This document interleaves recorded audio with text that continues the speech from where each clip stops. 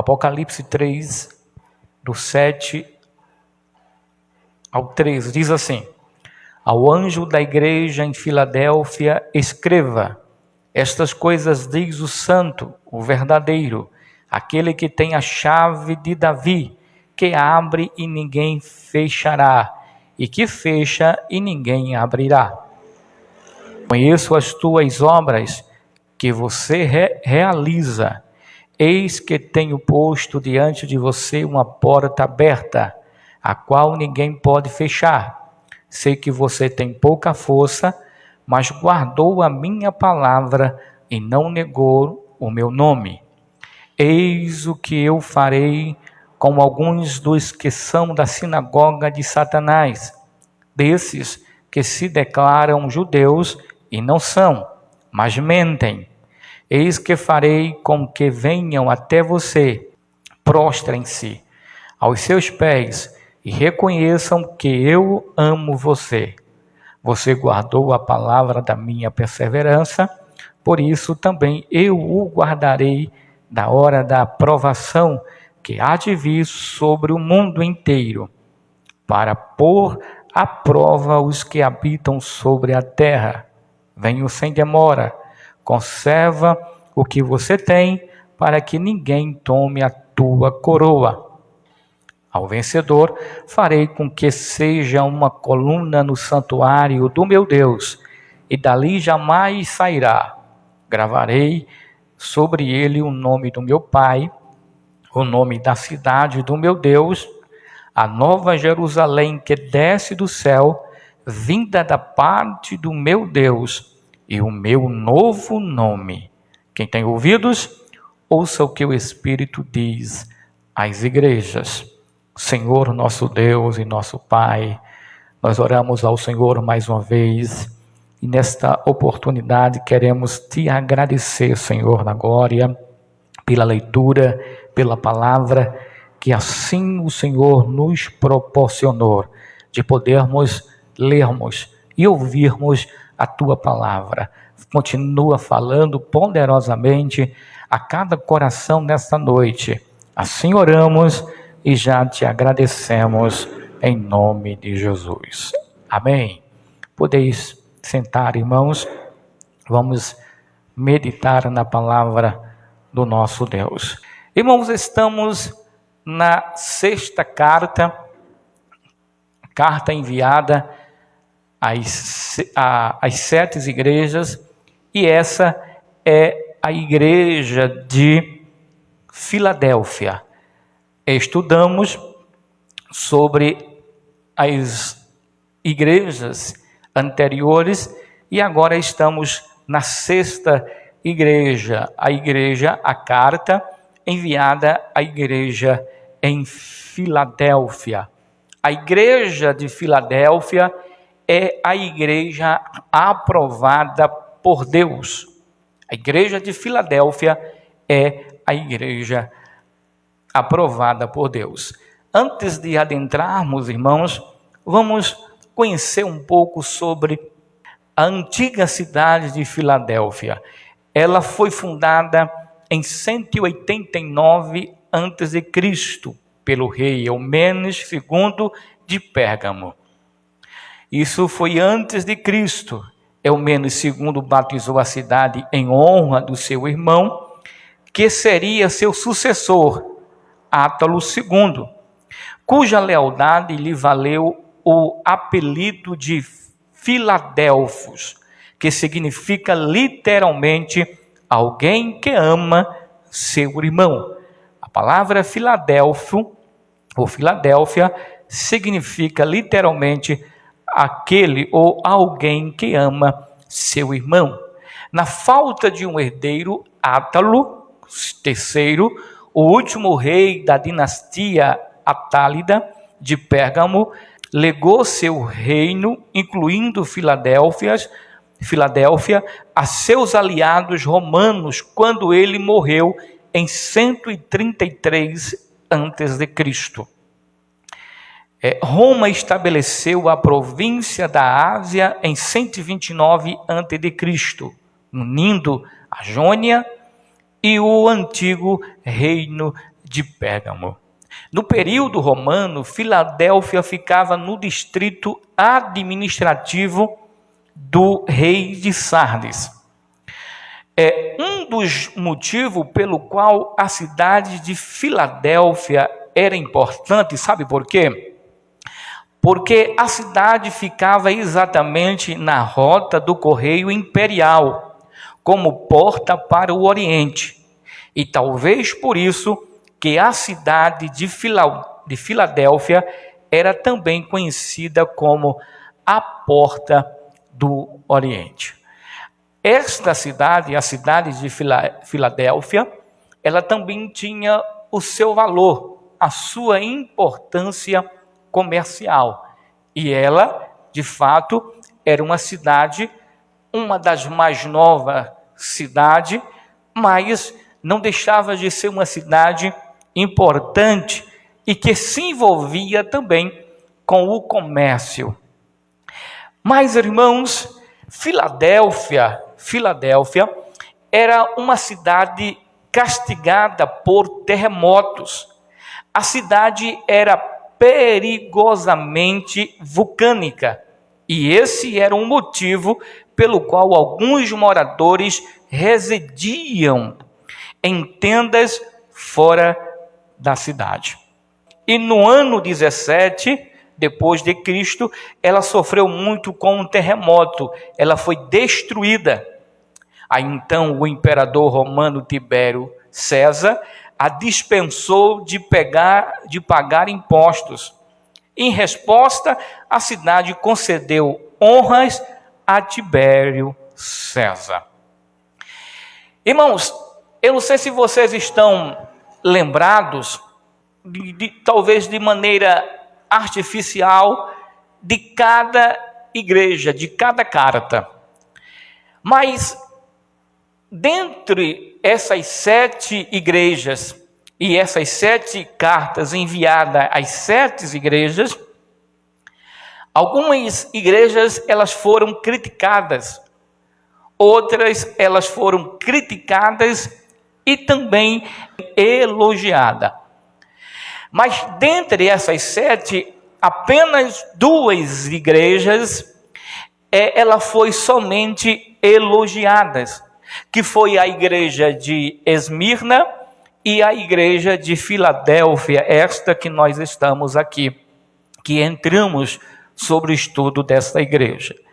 As outras igrejas, como a igreja de Éfeso, a igreja de Pérgamo, a igreja de Tiatira e a igreja de Sardes, elas foram tanto elogiadas como criticadas. E a igreja de Laodiceia, que nós estaremos, se Deus nos permitir, estaremos estudando sobre ela na próxima semana, a última carta, a última igreja da Ásia Menor. Ela foi a única igreja na carta que não recebeu nenhum tipo de elogio, só recebeu críticas.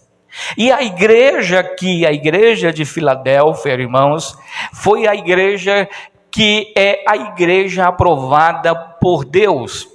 É a igreja que permaneceu fiel a Deus, mesmo tendo pouca forças. Éfeso era uma igreja ortodoxa, era uma igreja que valorizava o ensino da palavra de Deus, mas lembra que na carta, a crítica de Deus, de Jesus a essa igreja de Éfeso, foi porque ela tinha perdido o seu primeiro amor.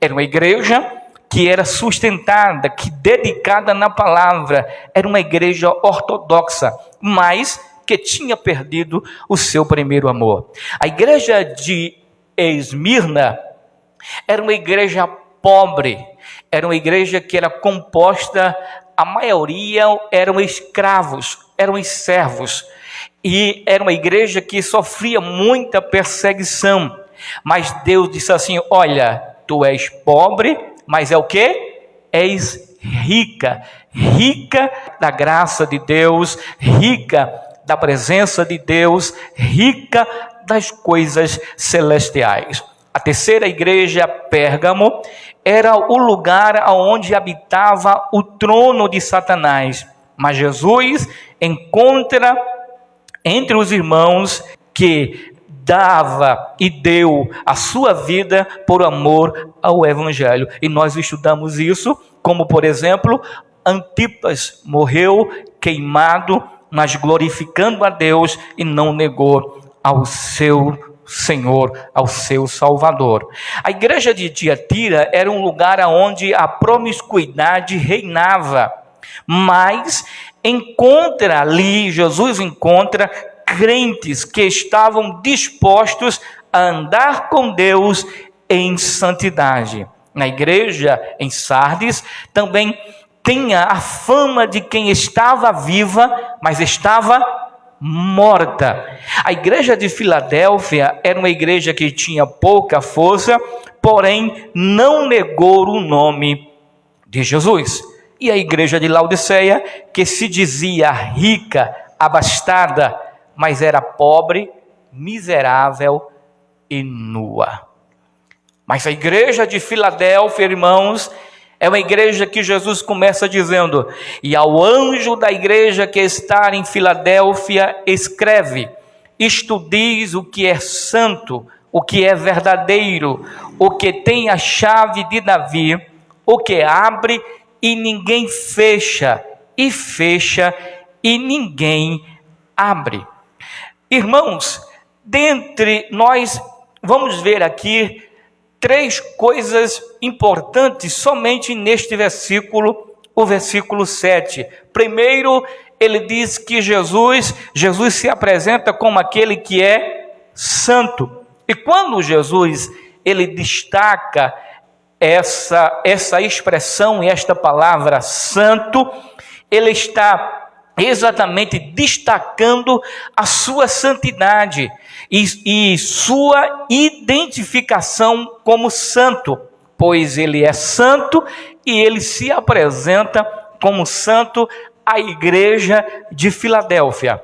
E santo, irmãos, é também um dos atributos de Deus, como Pai é um atributo de Deus, Rei da glória, Senhor, divino, eterno, perfeito, imutável. Assim também como ele é santo. Santo. O Senhor Jesus possui a natureza divina e, como tal, ele compartilha da sua santidade, a santidade do seu Pai. Se Deus é santo, o Filho também é santo. Então ele se apresenta à igreja como santo Deus, como Senhor, como um dos seus títulos, ele se apresenta como santo. Ele também se apresenta como verdadeiro, e quando fala de verdadeiro, significa genuíno, o verdadeiro, genuíno Rei messiânico que torna eterno o trono de Davi.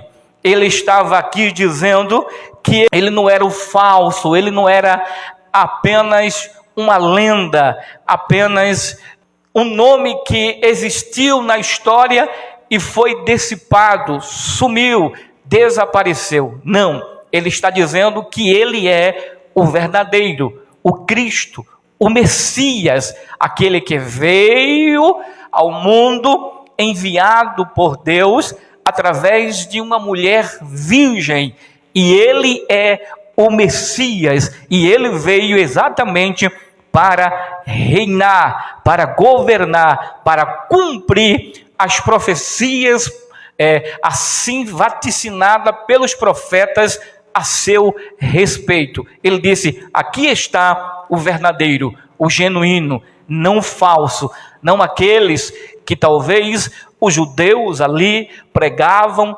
criticavam, dizia que ele era simplesmente mais uma divindade criada pela razão humana, pela lógica humana, pela mentalidade humana. Ele disse: não, eu sou o genuíno, eu sou o verdadeiro. Eu fui morto, mas vivo estou para todo o sempre. Aí ele diz também assim, ele diz que ele tem a chave de Davi, ele tem na mão a chave de Davi, e a chave de Davi representam aqui, irmãos, a autoridade de seu ofício real. Se nós observarmos no livro de Isaías, capítulo 22 e versículo 22, diz assim: porei sobre o ombro dele a chave da casa de Davi, ele abrirá e ninguém fechará, fechará e ninguém abrirá. Ele tem a chave de Davi e representa ali o seu ofício como rei. Ele é rei. Jesus estava dizendo: eu sou o rei, eu tenho autoridade. E a gente sabe, irmãos, que no período monárquico, todos os reis, ele tinha o quê? A autoridade, não é verdade? Ele tinha o quê? Poder. E o símbolo de um rei era símbolo de autoridade.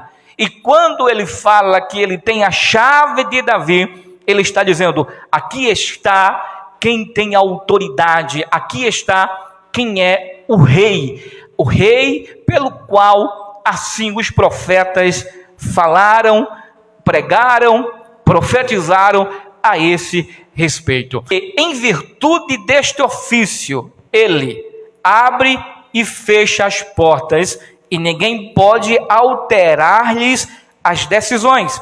Jesus passou a exercitar esta autoridade quando comissionou sua igreja e começou a trabalhar com os seus discípulos. A gente vê no capítulo 28 do Evangelho de Mateus e no versículo 18, Jesus dizendo: é-me dado todo o poder nos céus e aonde? E na terra. Ele disse: é-me dado todo o poder. Veja, a partir do momento em que Jesus e ele passou a exercer este ofício, e a partir do momento que ele passou a exercer este ofício com a igreja, sobre a igreja, ele recebeu do Pai a autoridade, a autonomia para guiar a igreja, para poder administrar a igreja. E se nós observarmos no Evangelho de Marcos, capítulo 16, e a partir do versículo 15, o que ele faz? Ele delega a igreja de Cristo, ele dá poder. Eis que vos dou poder, eis que vos dou autoridade. E a autoridade que Jesus nos dá, irmãos, não é uma autoridade nem poder governamental, poder aquisitivo de dinheiro, não. Ele nos dá poder espiritual, poder, irmãos, para lutarmos contra as hostes espirituais, as hostes das maldades espirituais. É por isso que a igreja de Cristo, eu, você, nós, jamais poderemos ter medo, irmãos, de nenhum tipo de espírito malignos, de demônios, de diabo. Sabe por quê? Porque Jesus nos deu poder, ele nos deu autoridade. Não precisa, os irmãos, chamar o pastor para fazer uma oração por um endemoniado. Não, você é a igreja de Cristo, você é membro da igreja de Cristo e você tem autoridade. Jesus deu a você poder e autoridade, poder sobre as enfermidades, poder sobre os demônios. Jesus disse no Evangelho de Marcos: se nós colocarmos as mãos sobre os enfermos, eles serão quê? Curados. Jesus pode atender a nossa oração e o enfermo pode ser curado automaticamente, irmãos. Disso não tenho dúvida.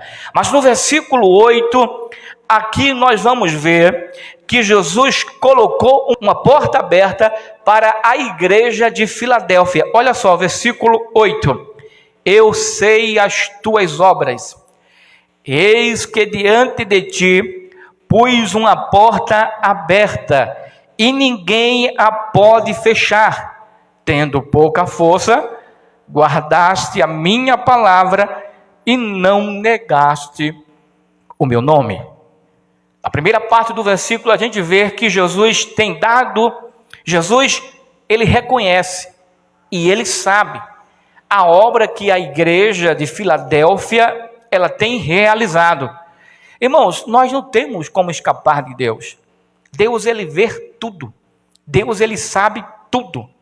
Eu posso me esconder de você, você pode se esconder de mim, nós podemos se esconder uns dos outros, mas de Deus ninguém se esconde. Tudo, irmãos, que nós fazemos é registrado.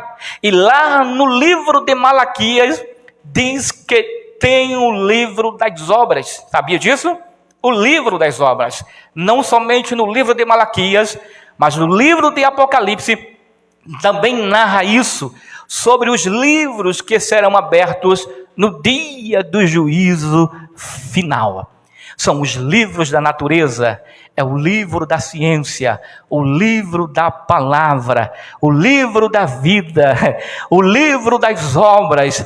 E tudo que a gente faz para Deus, ele registra, é registrado no livro das obras para contabilizar e para que assim a gente possa ser recompensado por tudo quanto nós fizermos em prol do evangelho do nosso Senhor. Segunda parte, ele diz assim: eis que diante de ti pus uma porta aberta e ninguém a pode fechar. Irmãos, veja, aqui tem porta aberta e que ninguém pode fechar, e tendo pouca força, não guardaste a minha palavra e não negaste o meu nome. Jesus abriu a porta para a igreja. A Bíblia diz que ele é rei, e nós lemos lá no versículo que é dado a ele todo o poder emana de Deus, todo o poder está nas mãos de Jesus. Irmãos, é porque Deus ele não é um ditador, Deus ele não é um tirano, não. Deus tem dado o livre-arbítrio ao ser humano, mas Deus é Senhor da história, você sabia disso? O que Deus quiser fazer, ele faz. Se Deus quiser abrir as portas, ele abre as portas para a igreja passar. Irmãos, e a porta que Deus abre, ninguém pode fechar. Sabia disso? Se Deus abrir uma porta para a igreja, ou abrir uma porta para mim, ou para você em particular, ninguém pode fechar a porta que Jesus abriu. Agora tem uma coisa, a porta que ele fechar, também ninguém pode abrir. Ninguém tem esse poder, essa autoridade para fechar a porta que Deus abriu ou abrir a porta que Deus fechou. E ele abriu para a igreja de Filadélfia, irmão, uma porta, a porta aberta para que Filadélfia pudesse continuar evangelizando, pregando a palavra, para que Filadélfia, a igreja de Filadélfia, pudesse continuar realizando a obra do mestre. E não tinha, irmãos, judeus, não tinha trono de Satanás, não tinha nada nem ninguém que pudesse impedir a igreja de Filadélfia continuar evangelizando, pregando a palavra do seu Deus, fazendo a obra. Existe um versículo que nós devemos pregar a palavra de Deus em tempo e fora de tempo. O que isso significa? Pregar em tempo e fora de tempo.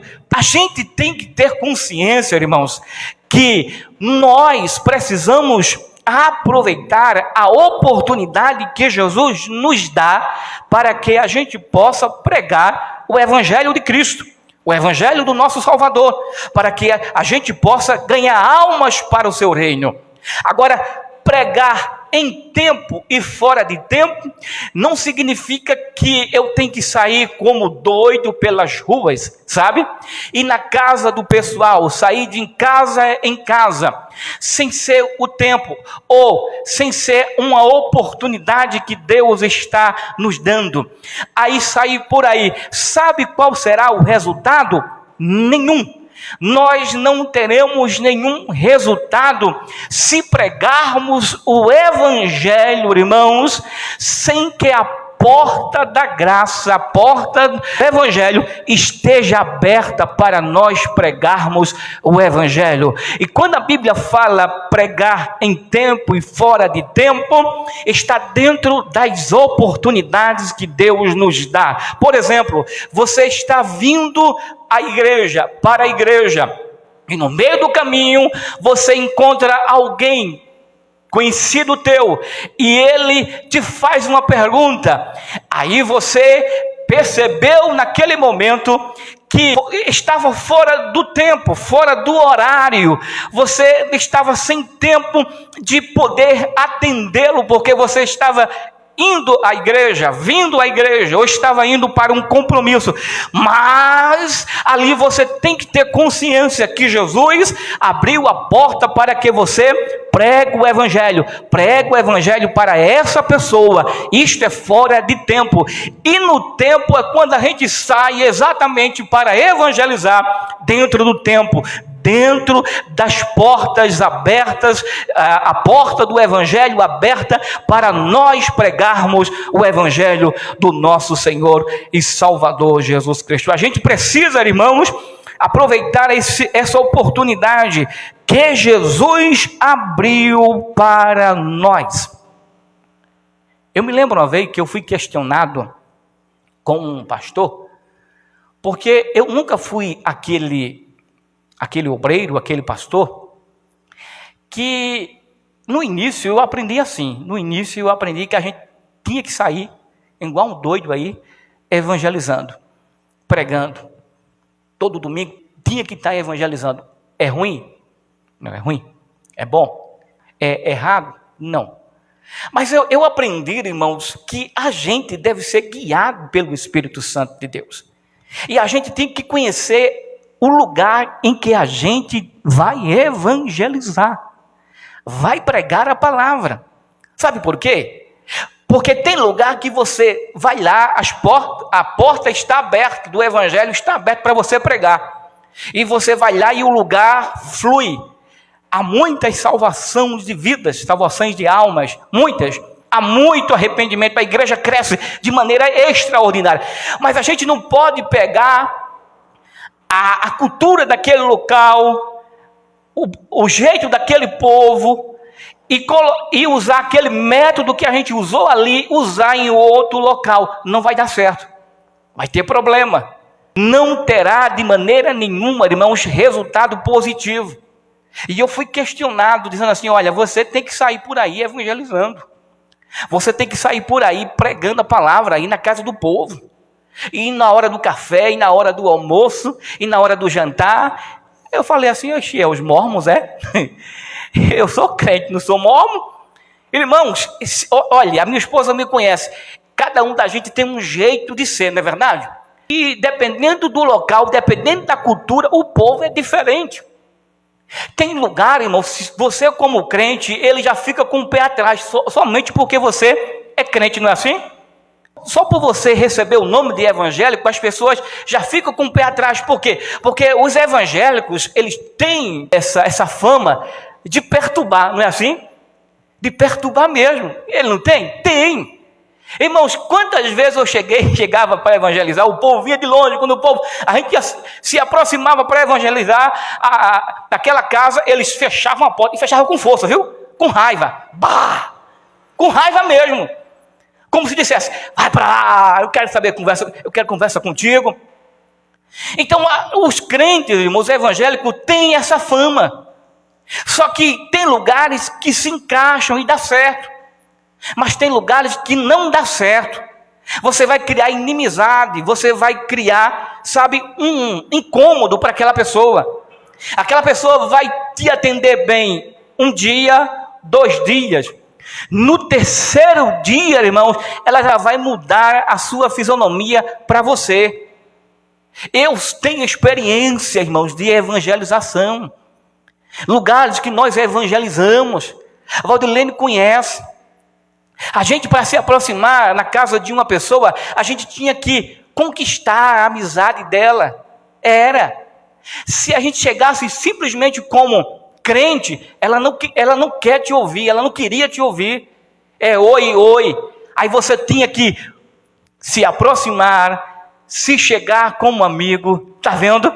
Se aproximar, conquistar a amizade dessa pessoa, para depois você convidar ela para ir à igreja, ou você ir lá, pedir permissão para fazer uma oração e trazer um estudo.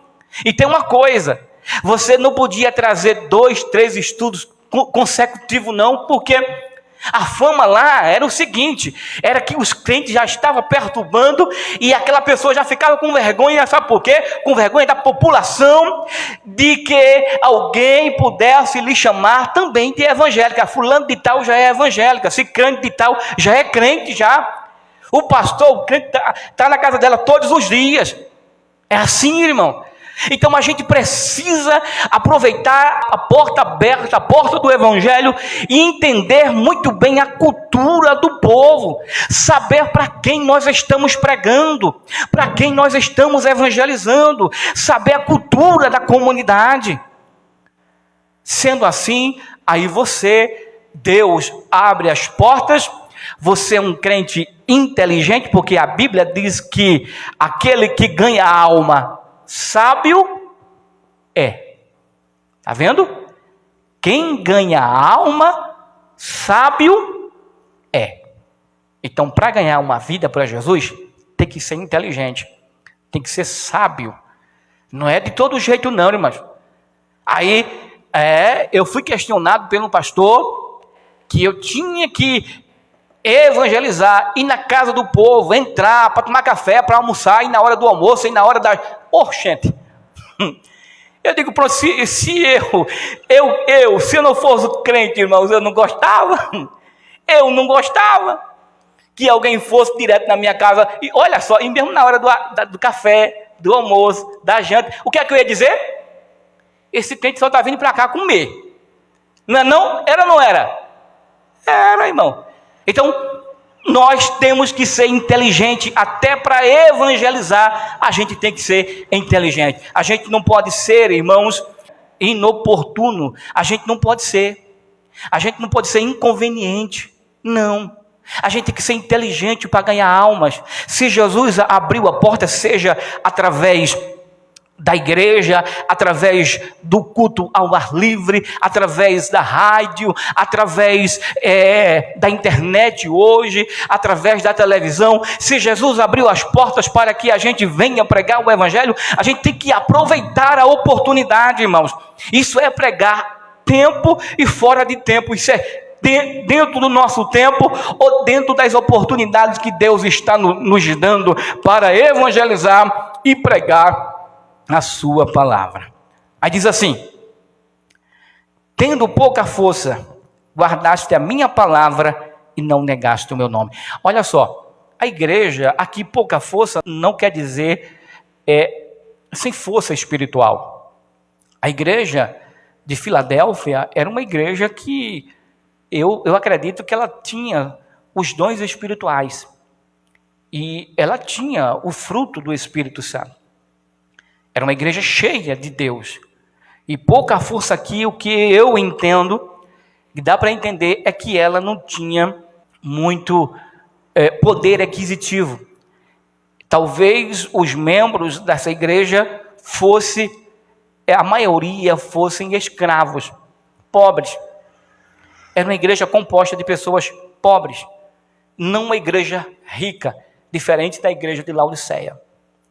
Então, por isso que a pouca força aqui, a gente entende que não é a pouca força espiritual, mas força aquisitiva, né? Força financeira, ela não tinha. Mas mesmo assim, ela guardou a palavra de Deus e não negou o seu nome. Irmãos, tem um ditado que diz assim: o pouco com Deus é o quê? É muito. E o muito sem Deus é o quê? É nada. E a igreja aqui de Filadélfia, ela tinha pouco, irmãos, mas tinha muito. Ela tinha, olha, pouca força, mas ela tinha a palavra de Deus, ela tinha fé, ela tinha Jesus na vida dela, ela tinha Jesus com ela, irmãos, em todo o tempo. Jesus conhecia as excelentes obras da igreja em Filadélfia, exercitando sua autoridade e poder real, colocava diante daqueles crentes uma porta aberta. Teriam oportunidade de fazer livremente a obra de Deus, sem necessidade de derrubar quaisquer barreiras. Tudo o que precisavam fazer era entrar pela porta que o Senhor Jesus abria. Aqui no versículo 9, diz assim: eis que eu farei aos da sinagoga de Satanás, aos que se dizem judeus e não o são, mas mentem, eis que eu farei que venham e adorem prostrado aos teus pés e saibam que eu te amo. Amém? Os judeus eram viradinhos, irmão. Os judeus, pense no povo que gostava de se levantar contra a igreja. E hoje também existem muitos, né? Que gostam de se levantar contra a igreja de Deus, a igreja de Jesus Cristo. E aqui estavam os judeus que se levantavam e confrontavam e afrontavam a igreja em Filadélfia.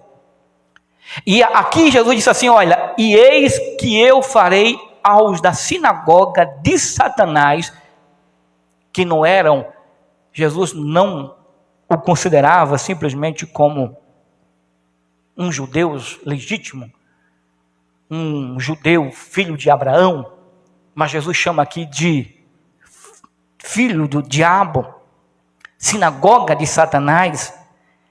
Eles se diziam judeus e não são, mas mentem.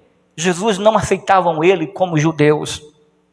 Aí diz assim: e eu farei que venham e adorem prostrado aos teus pés e saibam que eu te amo. Mas o que é isso? Como é que Jesus ele iria fazer com que o judeu se prostrasse diante da igreja em Filadélfia? Mas aqui para nós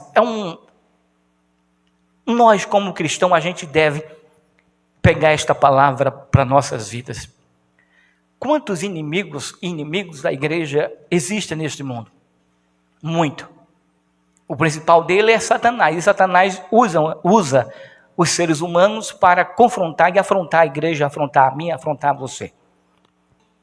Eles abusam da nossa fé, desfaz da nossa fé, desfaz da nossa religião, desfaz do evangelho, desfaz das coisas espirituais, das coisas de Deus, afrontam, confrontam mesmo. A Bíblia diz que esses aí, como fez aqui com os judeus, ele disse que eu farei que venham e adorem prostrado aos teus pés. Será que Jesus queria que eles se prostrassem aos pés da igreja? Não. Sabe o que é isso? Eles iriam reconhecer que a igreja era amada de Deus. E é assim que Jesus, irmãos, faz conosco.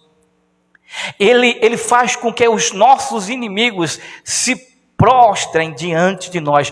Como é se prostrar diante de nós? É diante da nossa fé, diante do nosso credo, diante da nossa convicção, nas demonstrações que Deus ele faz conosco em nossas vidas, diante das bênçãos que ele derrama sobre nós, demonstrando e mostrando que é conosco, assim também como ele mostrou que era com a igreja de Filadélfia. E aí a igreja de Filadélfia foi exaltada por Cristo, e os judeus reconheceram que a igreja de Filadélfia era de fato a igreja de Cristo, amém? Era a igreja amada de Cristo. Irmãos, nós somos as meninas dos olhos de Deus, amém? Nós temos um valor extraordinário, irmãos. Nós somos importantes para Deus. Deus nos ama. Nós somos filhos de Deus, irmãos. E Deus, como diz o profeta Isaías, no capítulo 64, que Deus, ele trabalha, Deus, ele peleja em favor daqueles que esperam nele, amém? Vocês estão esperando em Deus? Digo amém.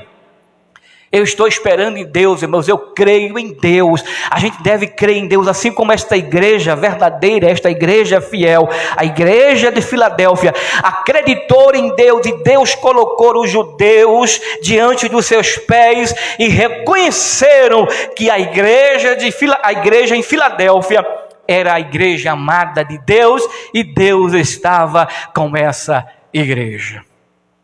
No versículo 10 e 11 diz assim: como guardaste a palavra da minha paciência, também eu te guardarei da hora da tentação que há de vir sobre todo o mundo, para tentar os que habitam na terra. Eis que venho sem demora. Guarda o que tens, para que ninguém tome a tua coroa. A igreja guardou a palavra de Deus, e Deus consequentemente guardará na hora da tentação. Irmãos, uma das tentações que a igreja vive hoje, sabe qual é? É esse coronavírus aí, essa doença. A igreja de Cristo está sendo desafiada todos os dias, todas as horas, todos os segundos. Nós estamos sendo desafiados, irmãos. E como nós devemos nos comportar diante da situação em que nós estamos, o mundo está vivendo? Qual será a posição da igreja genuína, da igreja verdadeira, da igreja fiel? É guardar a palavra de Deus, irmão, ser fiel a Deus. Deus diz assim: a igreja guardou a palavra, e Deus também guardou na hora da tentação. O povo está aí desesperado, mas sabe qual é a posição da igreja, irmãos? É firme, é crendo em Deus. Eu creio em Deus, irmãos. Como Jó disse: ainda que ele me mate, nele eu esperarei. Irmãos, a gente deve esperar em Deus, crer em Deus, ser fiel. Que igreja você é, irmãos? Que igreja você é? Você é Éfeso? Você é Pérgamo? Você é Tiatira, Sardes, Laodiceia? Ou você é a igreja Filadélfia e você é a igreja Esmirna?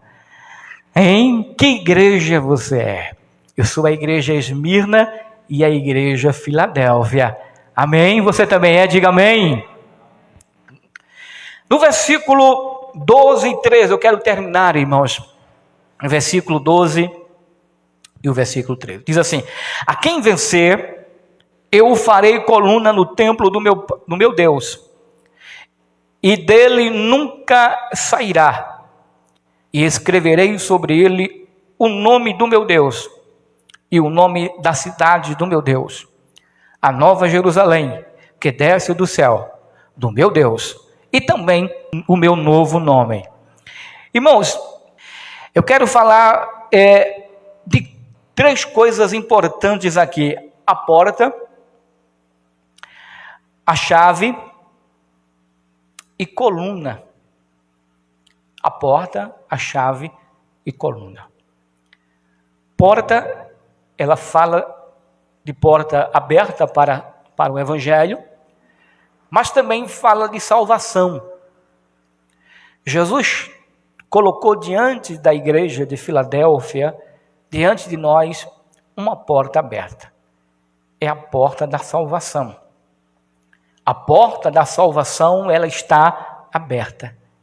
Para quem quiser ser salvo, a porta está aberta. E ele colocou diante de nós essa porta.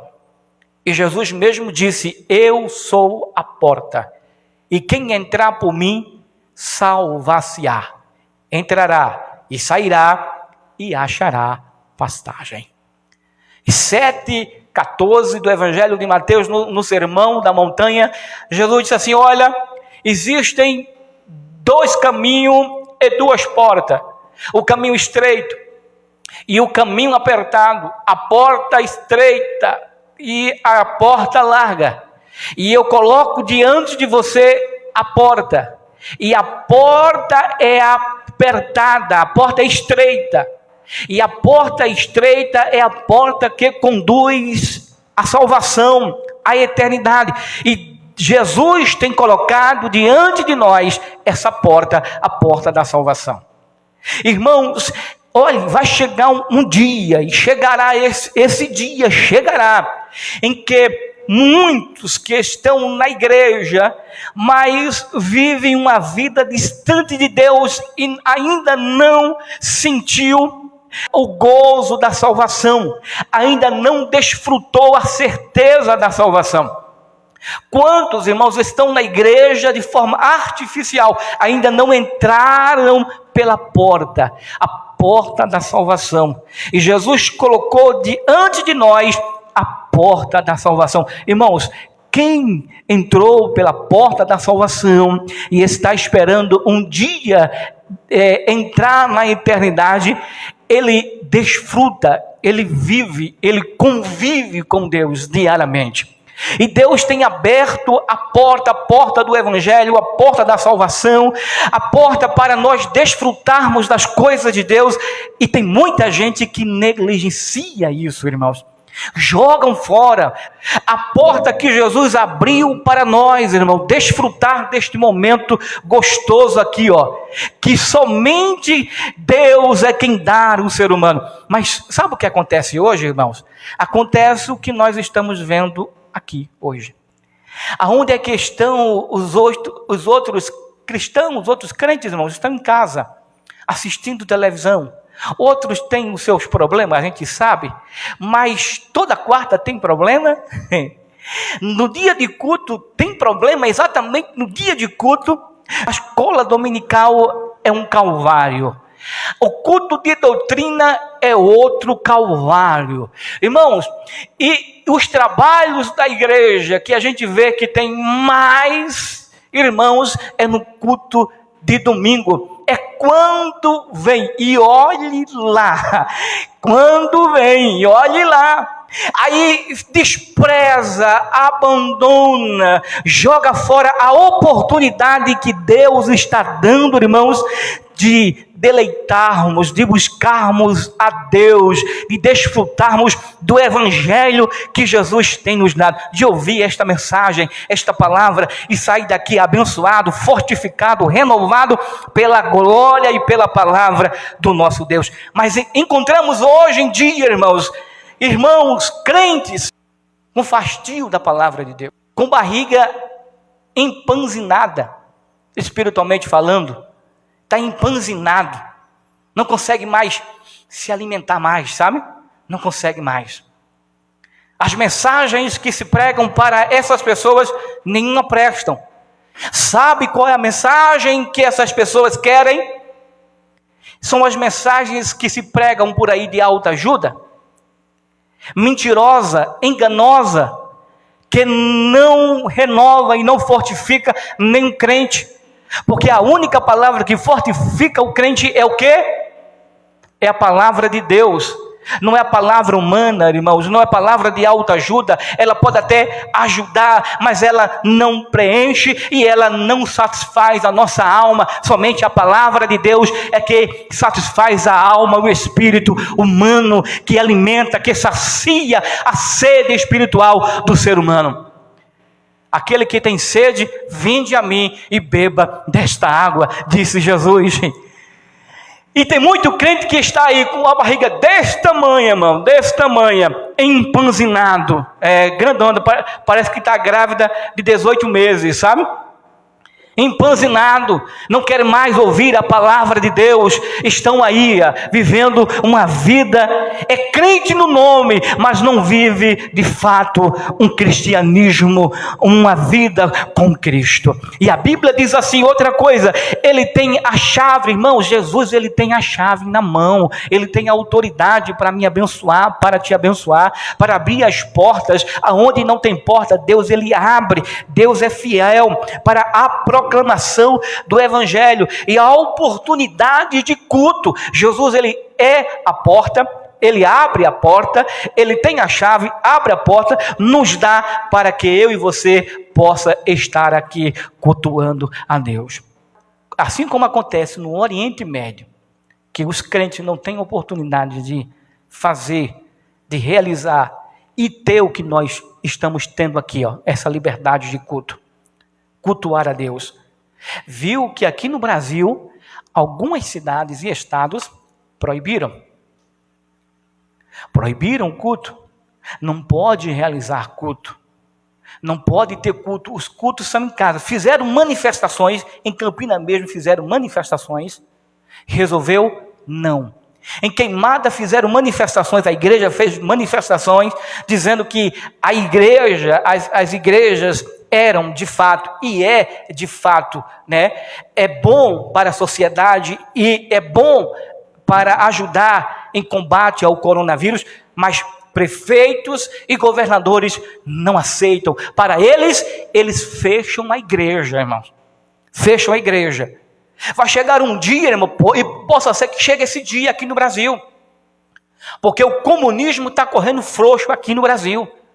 Eu nunca vi na vida, irmão, pelo menos aqui no Brasil, leis municipais estarem acima da Constituição Federal.